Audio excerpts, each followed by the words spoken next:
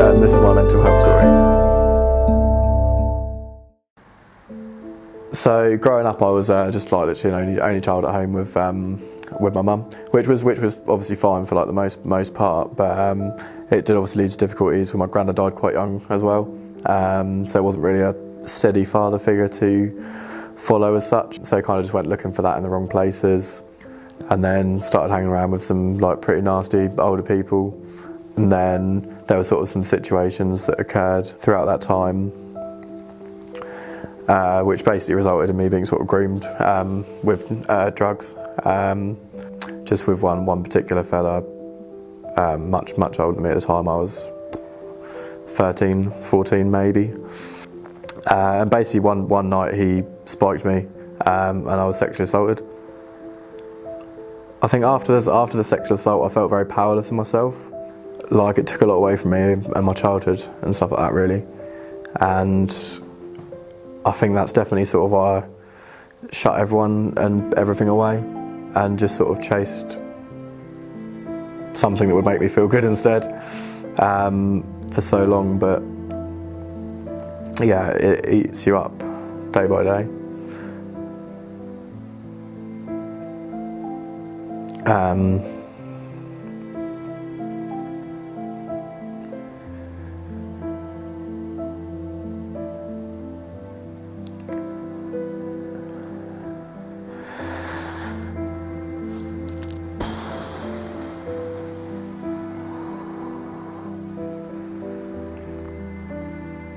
I'm gonna have to stop for a sec actually, properly, if that's all right.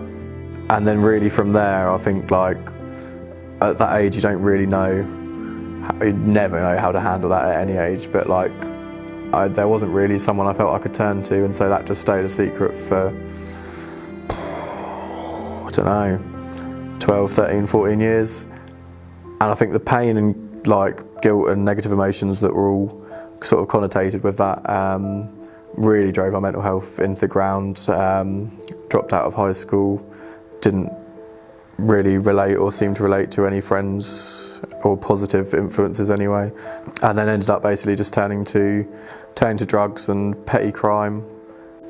And then that basically ended up with me being sent to prison for 6 months when I was about 19. In prison was definitely quite a dark patch of my life, and I think in a way it was a bit of a wake-up call, but I still didn't really know where to go from in there. Obviously I was in there with like some quite hardened criminals and saw some quite nasty stuff go on.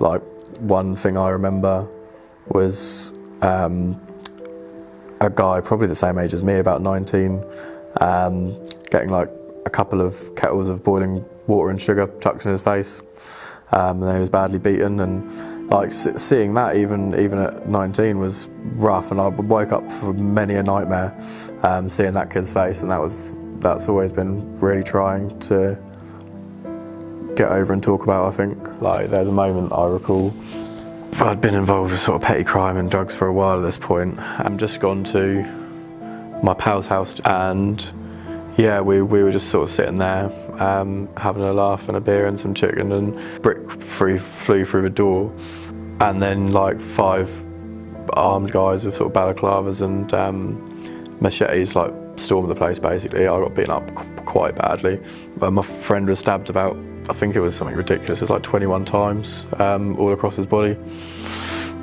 Seeing your friend bleeding out of that many holes and trying to wrap him up in t-shirts and tea towels, and it's just not nice to go through. And it was just sort of, I suppose it was another thing to like make the world feel unsafe.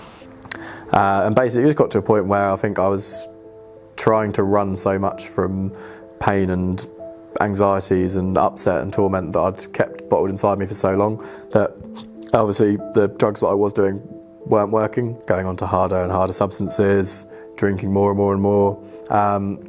And then, yeah, basically, I think I spent about 3 or 4 years in my 20s addicted, but we're not really realising it was addiction at the time, but smoking crack every day.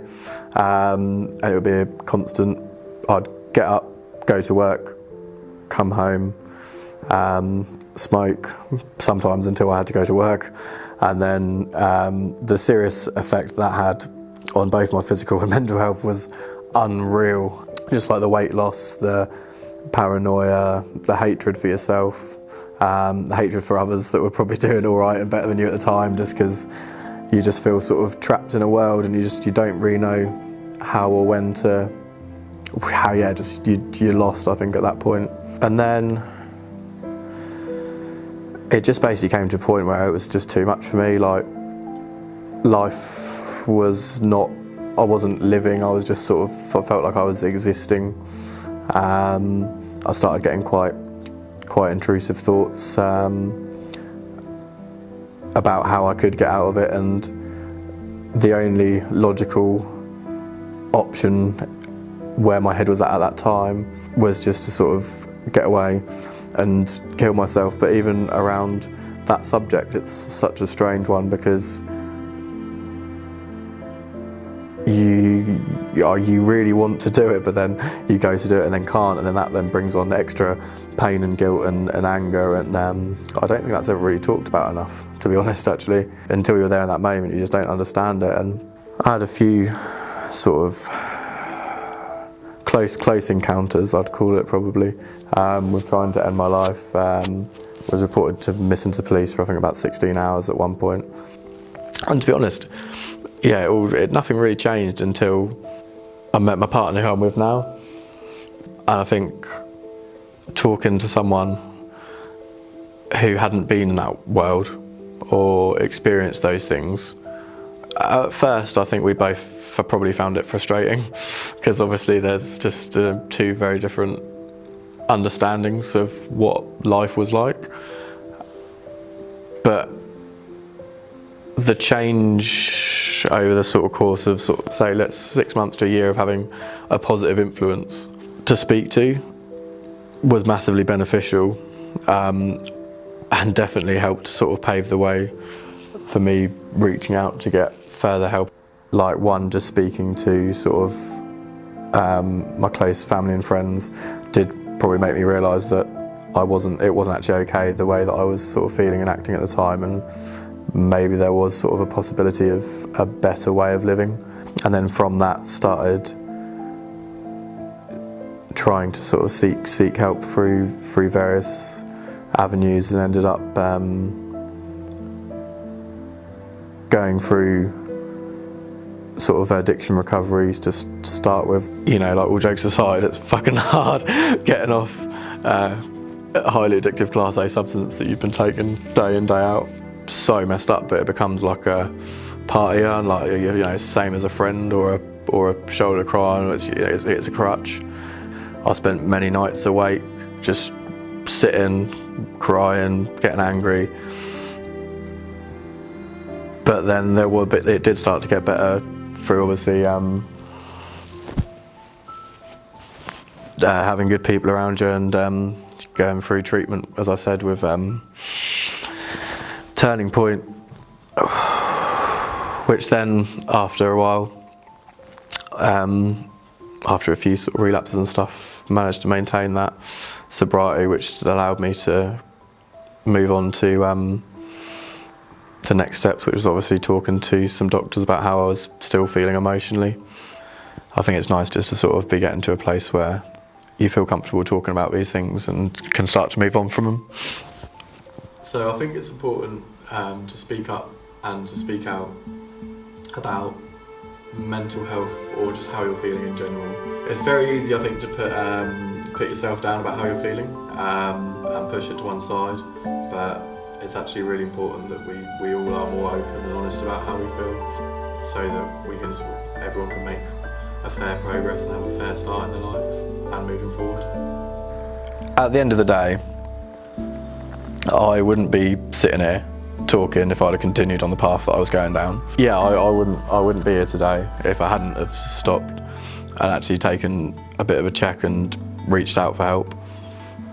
And now, to be fair, there are some days I still struggle, but on the whole, I'm pretty happy with where I am in life now. I've got a stable job. I've just passed my 6 months sober. I'm I'm in a happy relationship and I've got some good friends around me. Life's peaceful for the first time in quite a while.